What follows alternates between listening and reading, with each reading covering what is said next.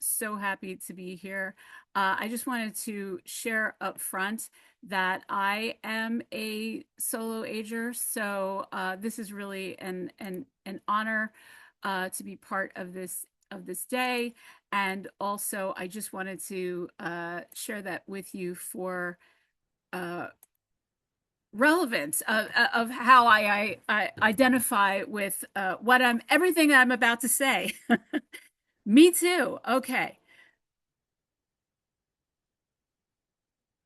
Have I done it? Is it happening? Okay. Yay! Woo! All right. So, hello to those who I've met here before, and you haven't, if we haven't been together yet in a Derot class, I'm so grateful that you came today, and now we're new friends. So just a note before I begin. So if something today is not actionable, just know that you being here is enough. Everyone is different. Everyone has different circumstances and different energy and different histories. So we might be each coming from a different place. Nothing is required here. Simply listening and absorbing is okay. And if all you do today is feel a little less alone with this topic, that's a completely legitimate outcome. And I hope that is your takeaway. There is a workbook. It's pretty extensive. It follows the slides and the discussion that we're going to have today. And that's your companion for continuing after today, if you choose to. And I'm going to reference it throughout a little bit just so that you know what's in it. And then I'll show you a summary at the end. And you're also going to receive a PDF of the slides you see today. So if it's on the screen, just know you don't have to take a note. You will get a PDF of all the slides. So I'm going to start out with a joke about death. The trouble with quotes about death is that 99.9% of them are made by people who are still alive. I have no idea who Joshua Burns is, but I love that he gave this quote. And the reason I'm starting here is that I'm asking your permission right up front to not tiptoe around the fact that none of us are getting out of here alive. I believe in using words like die and death instead of euphemisms because it's part of life, right? And it seems kind of silly to me that we avoid it, but our society isn't really set up that way, right? We use a lot of euphemisms and we allude to things instead of naming things directly. And what that does, and because I'm going to talk about some things that do relate to us not being here anymore, this is why I'm asking your permission up front to use those words because I feel that when we don't, we really there are so many conversations that never happen that really should, and we're going to talk about some of those today. Um, and the more we talk about real questions that people have about this kind of stuff, or, how we should prepare, or things that we might think about in order to make life easier and better for ourselves, or those who will remain after we're gone, the more peace we can have in the now, right? And the more we might seek out the help that we need in the now. And also, the more we won't have to fear sitting with another human being who has the same questions and concerns that we do. Okay. And if you've had a recent experience in your life with someone's death, I have, just know that my frankness about things doesn't eclipse my compassion and my sensitivity to your grief and to mine. It's quite the opposite. I'm right in there with you, looking directly at it. So thank you for giving me permission today to talk about things relating that we have to think about our own deaths in a compassionate way, but we're going to talk about them in a very real way, right? So, I also want to note that you'll see the little disclaimer down here. This information that I'm giving to you and the workbook that is going to be sent to you is just for educational purposes. It is not legal advice. Um, if you need that, I encourage you, please consult an attorney for specific decisions that you might have to make about your situation. But the way I'm talking about things today are suggestions to make you feel more at peace now. They are not things that are legally binding. And I'm going to say that a million times because I really want to drive that home. Okay. So I don't want to get any emails from people. What do you mean? I thought this was legally binding. Nope. It's just to bring more peace into your life now. So in thinking about this topic, right? So solo aging and decluttering and also our story about and things that in our lives that tell the story. When I'm thinking about this topic, I really kind of thought about it in three different ways or three different groups of people that it might be addressing. But these are all interconnected, so you're going to find a lot of overlap, and that's exactly how I'm going to go through it. So wherever you are on this spectrum, just know you're in the right room. So one uh one concern that people may have is about clutter, right? That the amount of things has become a concern, right? So my clutter's become a safety issue. And what that means is, and how I look at what is a safety issue as a professional organizer, trip hazards. And by the way, as we age, uh, trip hazards that weren't trip hazards when we were 35, now they're trip hazards. A little area rug, right? Uh, Things like that, things that were always part of our life that we have to start looking at now. But clutter specifically, when it's on the floor, right? Now that's a trip hazard. Piles that are falling over. The more stuff we have, the increased fire risk we have. Infestations of critters because critters love to live in between stuff. The amount of dust we have in our environment that isn't healthy, right? All of those can be safety issues that that might come up for somebody. Or clutter is preventing me from getting the care that I need. I have dealt with this quite a few times in as being a professional organizer, where a home health aide won't come in because of the level of clutter and the environment in the home, or that a person won't let somebody in because they're afraid, and they're usually afraid of um, uh, what if somebody reports me, right, to uh, and then I lose my independence, or I don't want my family to know, I don't want them in my business, or uh, just feeling shame, right, about the state of their home. So they're not letting somebody in to give them the care that they need.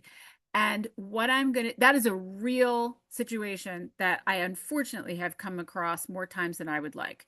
So if you identify with that, all you need to do right now is just start a conversation, and you have this wonderful organization called Durot that is willing to have that conversation with you. And that's the only step that you need to take today. If you find that any of those safety issues that I mentioned are something that you experience in your home. Okay. And I'm going to say a little bit more about clutter, uh, but I'm not going to say everything today because it would be impossible. Because I'm also going to talk about, right, maybe you're navigating a life transition and you want to reduce the number of things that you have because you want to downsize, or you want to move to a different living situation, like an assisted living situation, which is usually a downsize. Or you've had a health event and you need to make accommodations in your space, and that means fewer items. or you are aging in place, if anyone has heard of that term, right? And I want to prevent anything. I'm looking around my home and saying, with new eyes, saying, I want to prevent anything unsafe from happening. And I'm looking at you, clutter or too many things, right? So that's another reason that people might be here today. And then, really, the primary focus of today is going to be about questions that people might have about their belongings and what is going to happen to them if they don't do anything right now about making plans for them, and also about legacy, right? About the story that those items contain that feels really important to people. And I have a lot to say about that. So, maybe somebody does not have someone to bequeath their belongings to, and they want to decide now what happens to them. Or they do have people that they'd like to leave things to, but they don't really know if those people want them. They're kind of maybe just hoping, or they're afraid that they will receive them and then they'll just get rid of them. Sometimes that's a concern to people. And some people may be here because they don't necessarily have a clutter problem or a too many things problem, right? But they don't know what's going to happen to their story that's contained in their things when they're gone. So these are the things that we're going to talk about today. The good news is that you don't have to figure it out alone, that you have resources that are available to you. And of course, Derote is an amazing resource. And like I said, if there's a safety issue that you're identifying right now, then starting a conversation is the thing to do. Also, um, I do for Derote is wonderful in that they have me back every January to do a 6-week workshop on on organizing and decluttering. There's also a paper organization workshop coming up, a two-parter in August, and something I'm very excited about.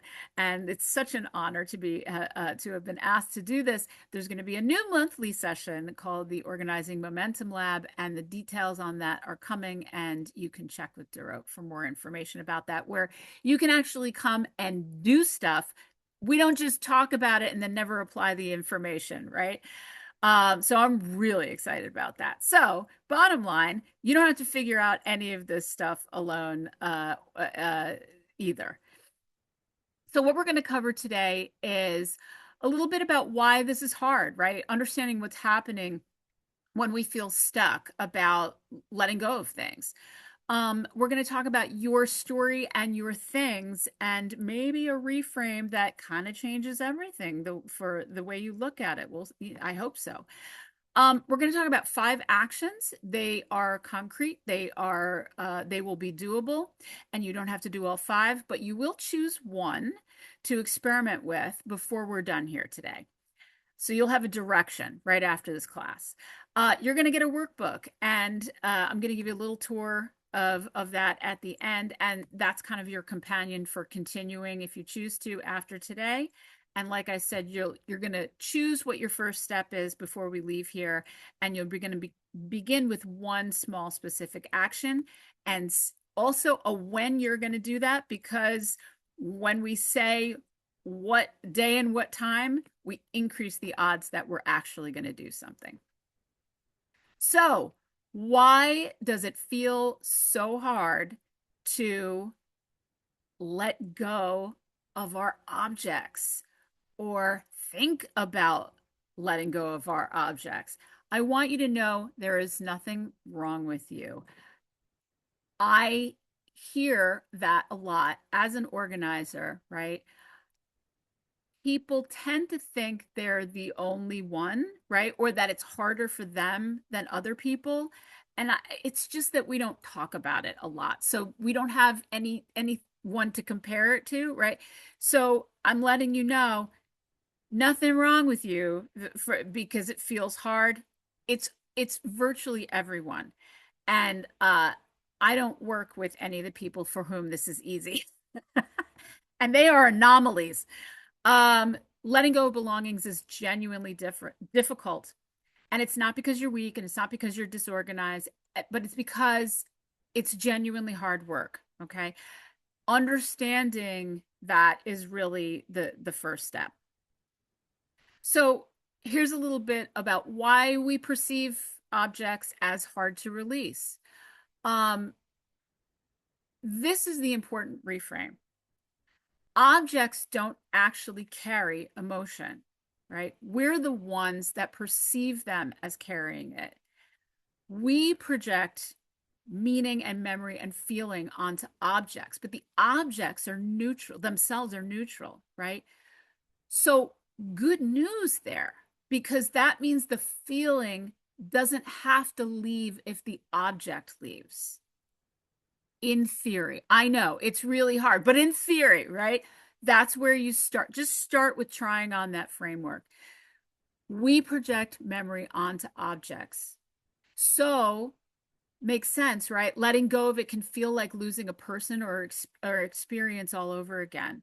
But the memory lives in you, not in the thing. And if you want evidence of that, think of something that was meaningful to you that perhaps you lost, or just imagine that you lost it. You wouldn't lose the memory of that object evoked. Uh, because if you did, then it wouldn't be so upsetting to you that you lost the object, right? So just to prove to you that the memory stays with you, it doesn't go with the object, okay? Uncertainty about stuff, though, can really create paralysis. So somebody might say, like, I don't know what's going to happen to this. So I'm just not going to do anything about it at all because it's too hard and it's too sticky. That's a real emotional block, right? And sometimes people feel like they really need to know a destination for their things, and we're going to touch on that more. And so they just default to keeping it when it's not anything that they're using, it's not anything that they're enjoying on a regular basis, right? And it's taking up a lot of real estate in their home. Um, Objects become proof sometimes. So it feels like they're proof. So sometimes an item feels like it's evidence that something happened uh in life, but the truth is it did happen. And it happened regardless of the existence of that object. You carry the truth. Decisions about objects can bring up this identity issues, right? Um, so decisions about objects might feel like they are decisions about an identity that we no longer have. Um, the craft supplies that we haven't used in 5 years when we used to do crafting, the dress that is 30 years old and hasn't fit in 20, right? Or that we wore when we were a business professional, and that is not something that'll always be something that we are, right? That's part of our identity, but it's not something that's actively going on in the current moment. So those things may represent versions of yourself. And if you want or need to release those items, either to, passing them on to a person or in a decluttering process, then that might require a small grieving process and the embracing of the next chapter of life, because there is always a next chapter of life, right? Until there's not, there is. What I mean by small grieving process, I do mean small. I mean that it feels significant and you have to sit with it for a moment, and like it's okay to shed a few tears, right? What I don't mean by small grieving process is something that is so big that it is overwhelming. Um, it interrupts your life, it shuts you down, right? When I work with clients for whom that happens, I refer them to I suggest giving a gift to themselves and to talking with someone about that, preferably a mental health professional who is trained in that realm, right?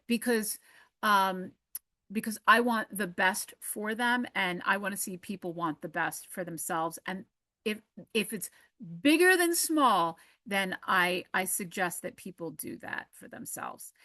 Um, my point is, you should not push yourself into anything that feels beyond small. Releasing objects with no supposed destination, because I'm gonna tell you later how a destination that is kind of like a generic one can actually feel really good. But for some people, releasing with no destination feels like a loss without a gain, right? So when there's no recipient um, that is known to them, uh, letting go can feel, or no specific recipient that they handpicked. Letting go can feel like the object simply ceased existing and that the meaning it contained was wasted or lost. Not true, of course, but that's how it can feel sometimes. So, bottom line, the story lives in you. And if you want that story to continue, once you're no longer on the planet, there are things you can do to make that happen. And we're going to talk about what those things are. So, your need to hold on to things was always about the feelings those things inspired. The things themselves are just the conduit. The memory, the relationship, the chapter of your life that lives in you, not the object. Letting go of the object does not erase your story. And there's this beautiful quote by Thich Nhat Hanh: "My actions are my only true belongings. I cannot escape their consequences. My actions are the ground on which I stand."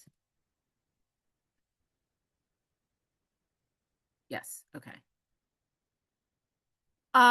So why knowing isn't enough? If you have been to read books maybe that touch on these subjects, or have been to, maybe you've been to the my organizing workshops, um, knowing is not really enough, right? We know it's a good idea, um, but there's something else beyond that, and that's actually the doing, right? And and also, just knowing something that is a good idea doesn't always help you through the entire process of it. We got to get down into the underneath of things. And this is a process. It is not a once and done event.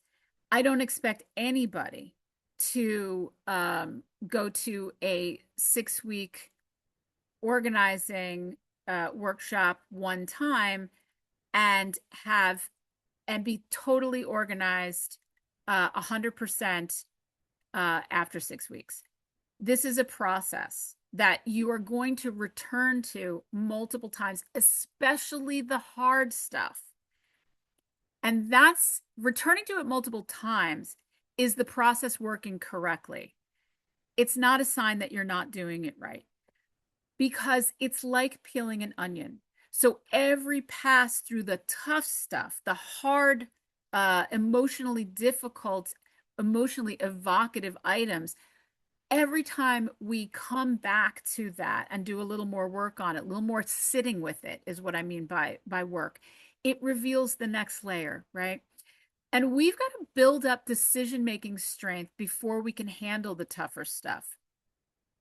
It is not, I always say to people I'm working with individually, I wish I could tell you that we're going to start working together and I'm going to come to your house, or I work with people on Zoom to work with you in a session, and I'm going to say magical words that make it instantly easy for you to let go of that thing. That's not a thing. And it's keeping you perhaps from actually doing the work that does work, which is to revisit the tough stuff over time in increments and not force yourself to either make a decision or abandon it entirely, which is right when you people usually call me and they go, this stuff has been sitting here for years and years and years. So this is why we start with easier decisions when we are decluttering, organizing, downsizing, and we save the or thinking about what we're going to leave to people.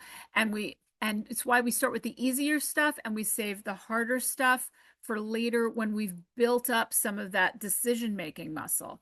That's not avoidance, that's a strategy. So you're going to start here, your easy yes pile.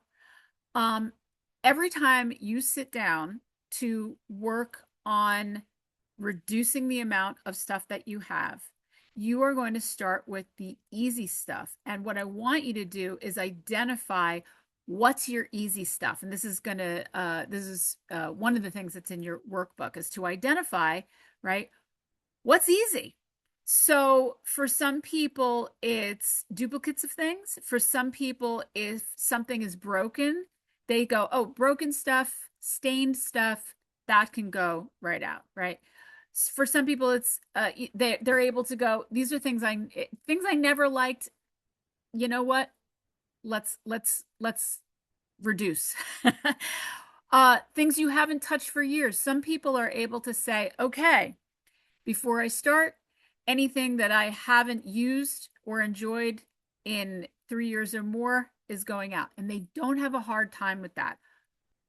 If that's not you, okay, if broken things is not your easy yes pile, item, list, category, if you say, oh, I'll fix that, and then it goes in a box or a pile over here, and then and then you kind of don't get to it, right?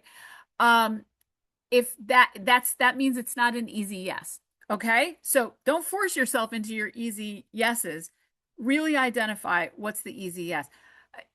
For some people it's garbage and recycling. And, you know, when you're trying to reduce, you might have some of that in there. Um, the easy yeses are the things that require no emotional processing. There's no memory associated with it. It doesn't represent an identity. There's no grief associated with it, right? The yes things, you want to bag those first. So those are going in the donation bag, the sell bag, the garbage bag, whatever it is for you. And that allows you to build momentum before you tackle anything meaningful. By the way, this is neurochemistry, neuroscience. All of this has a neuroscience explanation, which I'm not going to go into today, but this is not just like my theory and good ideas. This comes from how the brain works. You need a warm up, right? And that's the warm up. Just revisiting it again and saying, asking yourself new questions about it, which is a whole other, we could go on about what questions to ask forever. That's a whole other workshop. So we're going to return to this easy yes pile when I talk about the 5 possible actions. I just wanted to bring it up now in the under the topic of clutter and dealing with clutter. Okay, so now we're going to go deeper. So we've covered why this is hard, why you're not doing it wrong, right? Where to start when you're ready to begin working or working with clutter or making a transition. So now we're going to shift into that territory that I mentioned in that group 3, right? What happens to your story, your belongings, the meaning you've made over a lifetime? And here's the thing. If clutter or a move is your primary reason for being here, this part still applies. I said there's a lot of overlap, right? Every person in this Zoom room has a story that is worth preserving, right? And every person here gets to decide what happens to that story. Um, your story didn't start with your stuff. It started with you. Your story started with you, not with your stuff. So it's not going to end with your stuff either. It's not even going to, your story isn't even going to end when you end, right? Your story and your meaning and how you touch people is going to continue on in the world. Isaac Asimov, life is pleasant, death is peaceful. It's the transition that's troublesome, right? The in between, to harken back to why this stuff is so hard. Um, okay. This is the big question. I think this is the most important question that you're going to ask yourself today. How much time do you actually want to spend on planning for your stuff after your death? I want to say up front that planning for what happens to your things after you die is one option. It is an option. You don't have to do it. It's not a moral obligation. And I'm going to go into in a second, well, what happens if I don't? But first, before we even get there, you have to ask yourself, how much time do I actually want to spend on this? There's no right answer. Okay. You can choose to not spend time making plans for your belongings, and that's an absolutely valid choice. Asterisk. I'm going to say this. There's one possible exception. If you have an extreme amount of clutter, just consider that a standard estate clean out will cost between, I mean, extreme, right? And if you can go to the Institute for Challenging Disorganization website, and you can see on a scale 1 to 5, right, what a 5 is. That they describe that there. That's what I'm talking about, the highest level. Okay, so please, if I'm not saying that this necessarily applies to you, if you have an extreme amount of clutter, though, an estate clean out is going to cost between $5,000 and $25,000, and the person, you, who even does minimal planning, right? Designating a few categories, leaving a note. We're going to talk about all this today, having one conversation, can save your next of kin or your landlord either thousands of dollars but definitely weeks of emotional labor, because the cost isn't just financial. It's a burden placed on whoever is left to sort through your life with no instructions and no context. So that would be the only exception that I say you might want to consider. But otherwise, you can choose not to do it, and totally valid, okay? Or you can begin to make a plan and write down your stories and your thoughts about the objects that you feel represent your life. Both those things are completely legitimate, and I'm giving you permission right now, if you wish, to decide that your belongings are not the most important use of the time remaining in your life. That's a valid outcome of today's class. What matters the most is that the plan that you are building, that you build, should fit the life that you want to be living.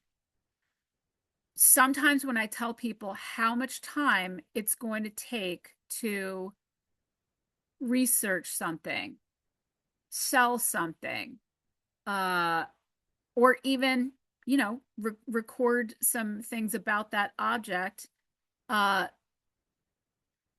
tell your story, they look at that and they say, that's actually not how I want to be spending my time right now. I would rather spend it on activities, relationships. Okay. There's no right answer, but I just want to present that as a choice. And I really want you to make the decision of how much time you actually want to spend on things, because that affects the quality of your life right now. Okay. So a lot of people think, well, what happens if I actually make no plans, right? What if I don't have a will or a named beneficiary? And I believe there's a class today on this kind of thing. So again, Not legal advice here. We're just talking about it in terms of your relationship to stuff, okay? But if this is a question in your mind, I'm going to give you just a general uh, uh, educational answer so that it will lead you to how you might be thinking about your relationship to your stuff, right? So, don't have a will or a named beneficiary. So, someone from the court is going to appoint an administrator that's going to handle your belongings. And they will have a legal obligation and not a personal one to you. What if I rent? Sometimes well, you've got it right. The landlord also has a legal timeline to reclaim the unit. That can move faster than people realize, or it can move extremely slowly, as I have been witness to. But just letting you know, right? That's what happens. So the reality is that if I make no plans for my belongings, someone's going to deal with them, and they're going to make their own decisions about what is best to do with them. And that you have to decide for you how you feel about that. A trusted person who has your written wishes in hand, if they do, that cannot override a court order, right? We're not talking about legal stuff here. But in practice, oftentimes family members, neighbors, building managers, landlords, they will often honor written wishes, even though it's not a legal directive. And a written record kind of gives them that clear direction or that moral authority, not legal, of what you wanted, and they will often honor that. So a little bit of planning that we're going to talk about can create a much larger effect for people. Again, not legal advice. There are local legal aid resources for personal guidance. Seek them out. Not me for legal advice. So it's your story, your things, and deciding on what happens to your belongings can be an act of self authorship. This is about you being the author of this chapter of your life, and you get to decide what happens to the things that you've gathered over a lifetime. And that can be an act of agency and self respect. So, there are three legacy pathways that I'm going to present to you. There can be more, right? These are just my ideas. None of these require a beneficiary to be named. So donation with intention, right? So what's going to happen to this stuff after I die? I'm going to, maybe it feels good to you to decide now so that releasing it can feel like a decision rather than a loss. Great idea. One requirement: you must contact the organization or the university or the entity you wish to donate to now and get their approval. Because if you don't, you might be leaving them more of a burden than a gift. So please, again, just speak to that place up front. Another legacy pathway: documentation, writing down the story of an object, even if that object is eventually donated or discarded. Because remember, the story is in you, not in that thing. Your story survives, right? And we're just talking about a few sentences: what it is, where it came from, what it meant. A larger way of doing that is to write a legacy letter. This is not a legal document. It's just your own words. You can handwrite it, type it, about what things meant, what you valued, what you would want known about these things and your life. And this can be for no one in particular, for somebody that finds it in your important papers one day. And it also can be it can be for the beneficiary, right? As long as you've asked them if ahead of time if they really want it. So for people right now that says that sounds like a really nice idea and something I would want to invest time and energy in, because that's kind of been my concern. then Maya Angelou, you will resonate with her quote here: there is no greater agony than bearing an untold story inside of you. So if that's you, I encourage you to start writing that story down in just a few sentences. Why a few sentences? Because that's how you get started. You can write a whole memoir if you want to. If that's where it ends up, if that's where it ends up, you have got to get in contact with me and say, remember that class that you gave? Well, I wrote a whole memoir because of that. I would, I would freak out. That would be so cool. No pressure, no pressure. Okay. All right, let's talk about if you have people you want to leave things to. This is a big one. You have to have that conversation now. Please, you cannot assume that they want it. You must ask them. Please, please, please. Because having that conversation now spares them from keeping something out of guilt after your death. And that item that you leave to them is going to be far more meaningful to them if it comes from a conscious, considered choice and conversation, not an obligation inherited at death. This is another thing that I see a lot as a professional organizer. I walk into someone's home and there are 20 boxes taking up half the living room. I'm not exaggerating. And it didn't just happen one time. And I say, okay, tell me the story of that. My mother, father, aunt, grandparent, right, whoever passed away, and uh, they left me their things, or I was responsible for cleaning out their home, and I didn't know what to do with that stuff, and I feel so bad that that they left this to me. So how could I get rid of it? But I've never known what to do with it. I don't have the room. And here it is. It's been taking up all this real estate, right? And decreasing the quality of their life for all that time. And that is way more common than you would think.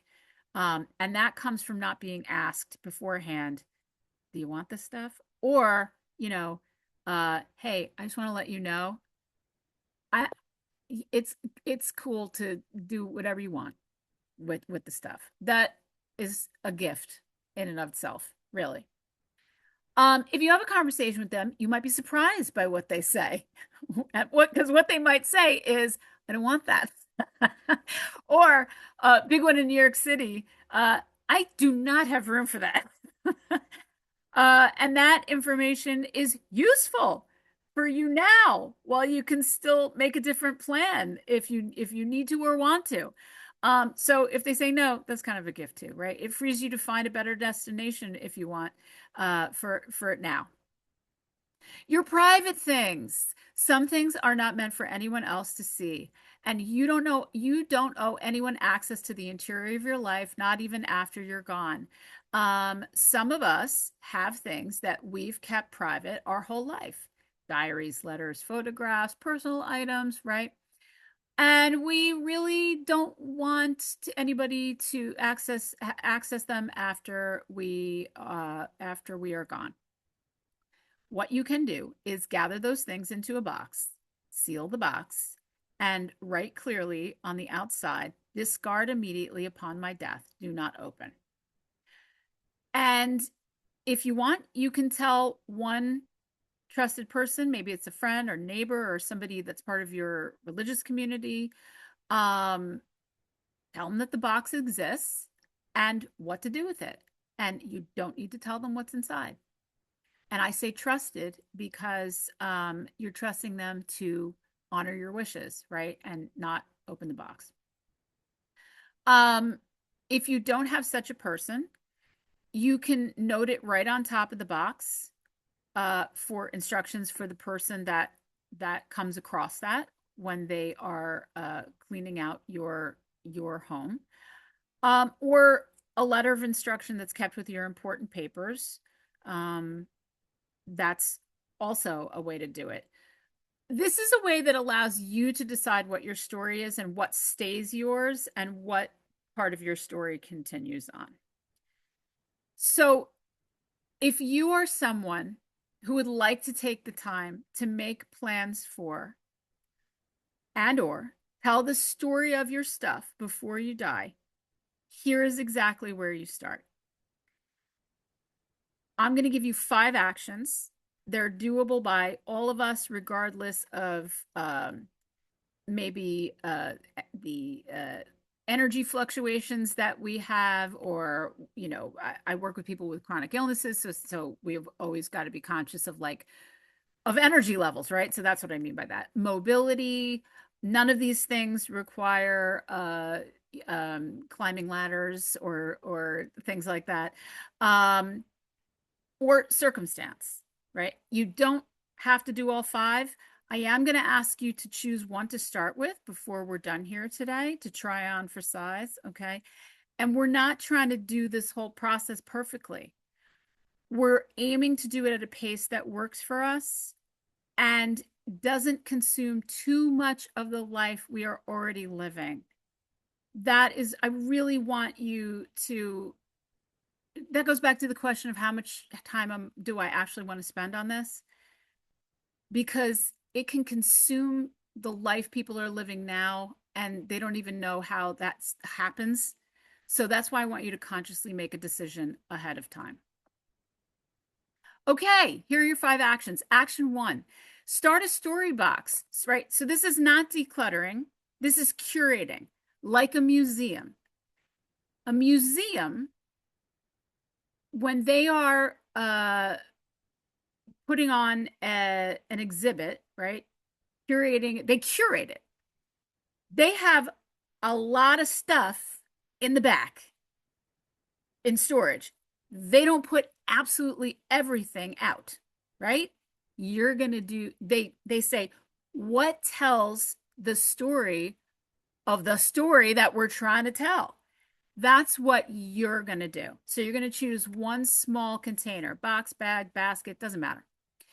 And you're going to place objects in it that have a story that you want to preserve in a curated way. So if you find that you've maxed out the box and you've gotten box number 2, come back to that curating idea.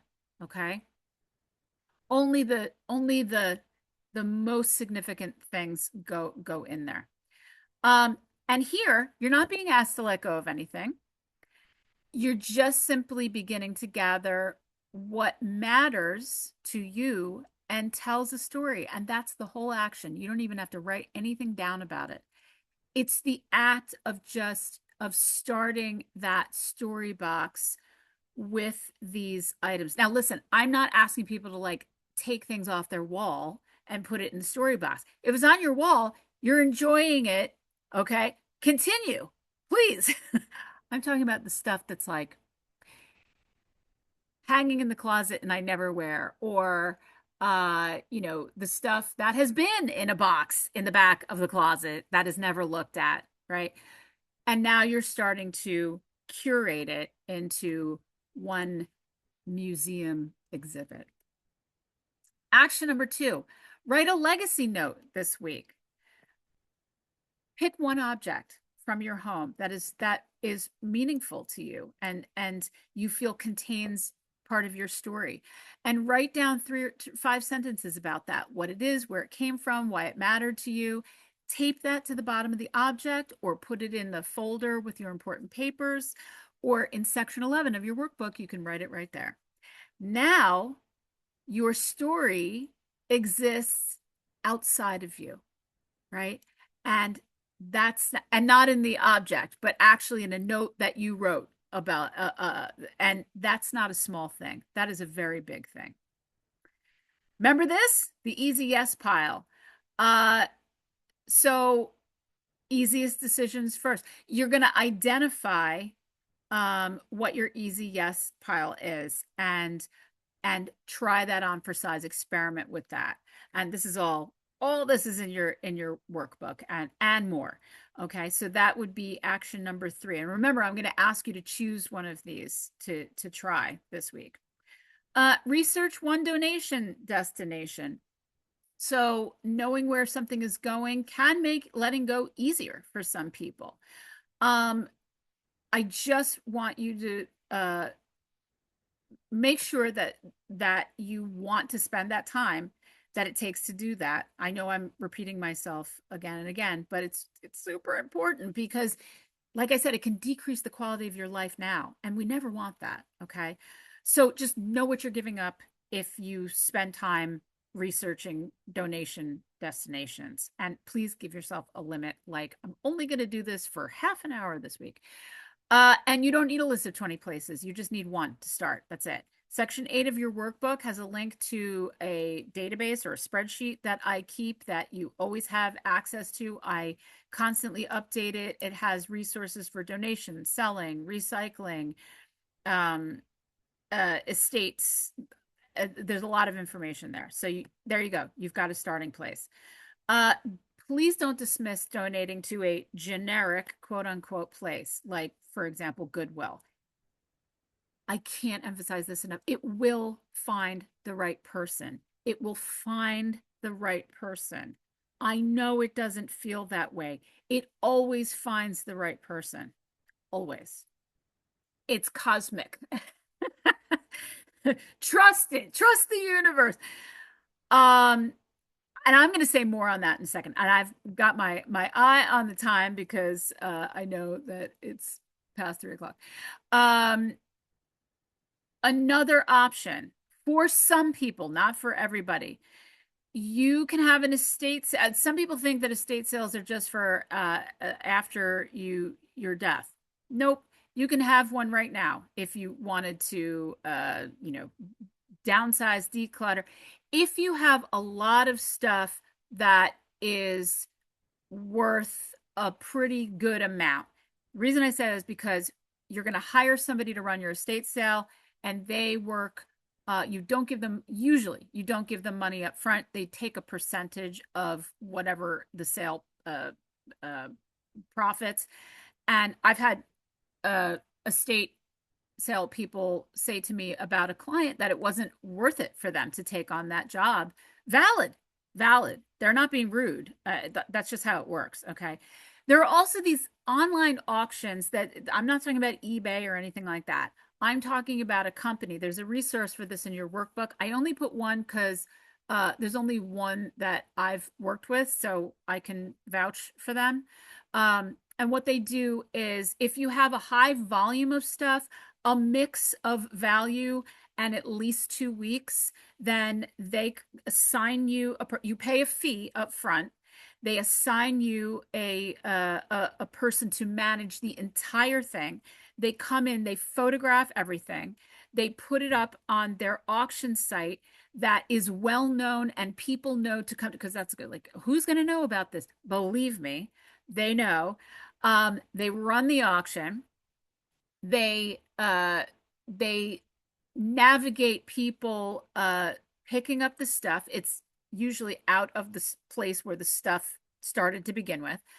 And then they give you they also they do an upfront fee and they take a percentage of the profits, but it's smaller because they take an upfront fee to set everything up for you. And for some people that works really, really well, and for others, not so much. But I just wanted to mention those as two different options. But here's an even more important point. If you find yourself keeping items because you can't find a perfect destination for it, consider what you may be doing. I am not judging here. I'm a recovering perfectionist. So that's why I know that this happens, and fully 100% I think of my clients also are. So we're all in the same club. What you might be doing, and I'm not saying this is you, without realizing it, is trying to manage your emotions and overwhelm by trying to find something that's perfect, that feels perfect. And by the way, there's no such thing as perfect. It's possible that what you may be valuing is that perfectionism, right? You might be valuing that trying to control stress and anxiety through making a perfect decision, which, by the way, works never. But our brains think it does. It's bizarre. No matter how many examples we get of like, oh, well, that, didn't reduce my anxiety. We'd still do it. Uh, Rather than you're prioritizing that above caring for yourself now, right? The item stays in your home. You are constantly thinking about this. You're spending infinite amounts of time researching a perfect destination. Just be aware of that. That's it. Just awareness. If that sounds familiar and that might be you, just let it sit, right? Just like visiting the tough stuff that's hard to let go of. Just revisit it from time to time. And the best thing to do is not try to decide everything all at once.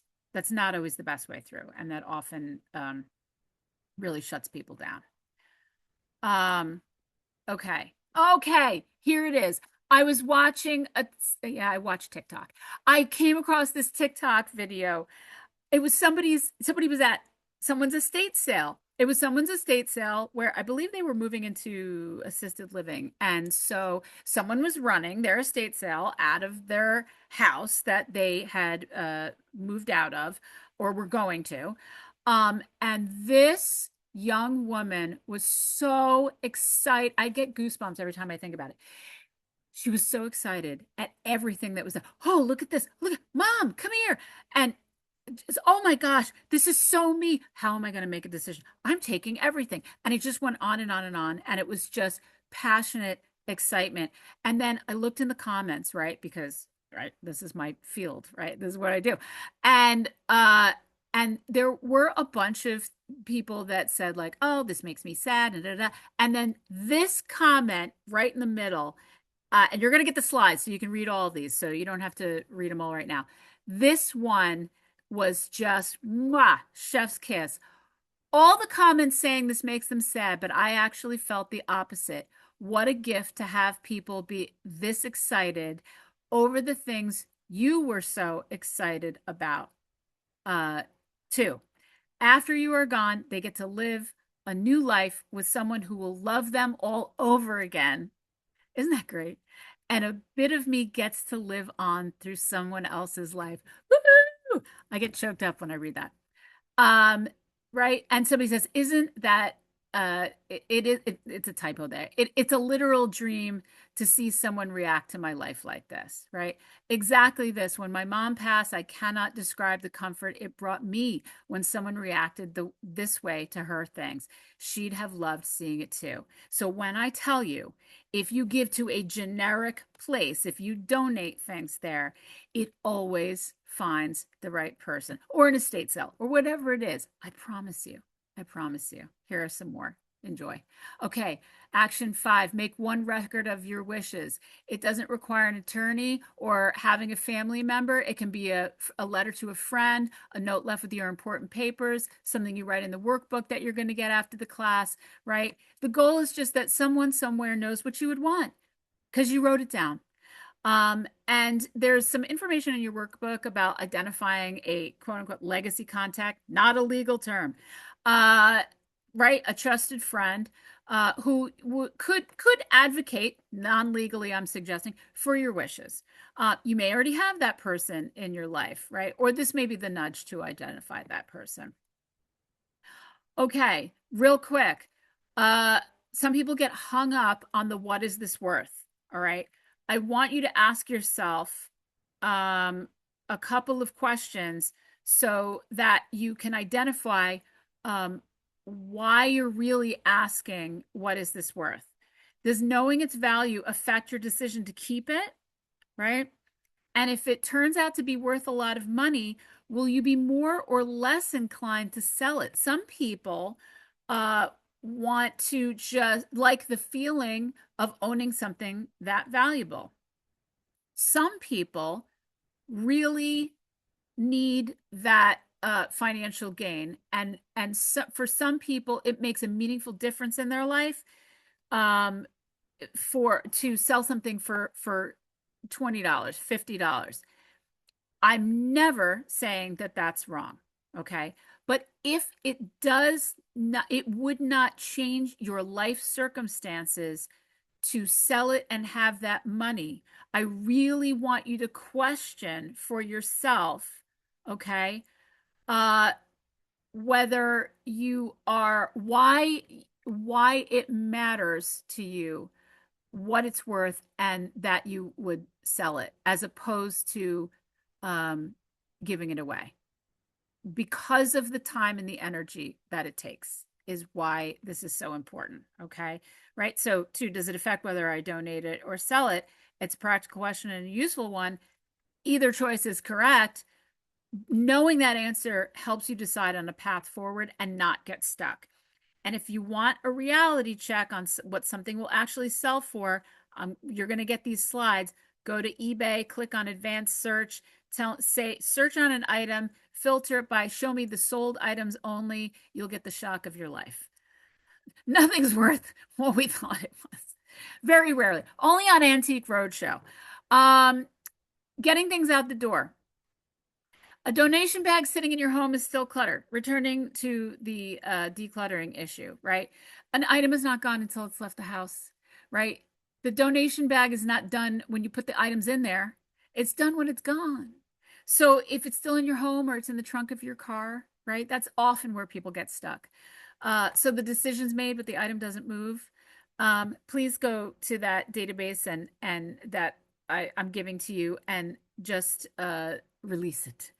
And many organizations do offer a free pickup. They are fewer and farther between now, but they're still out there.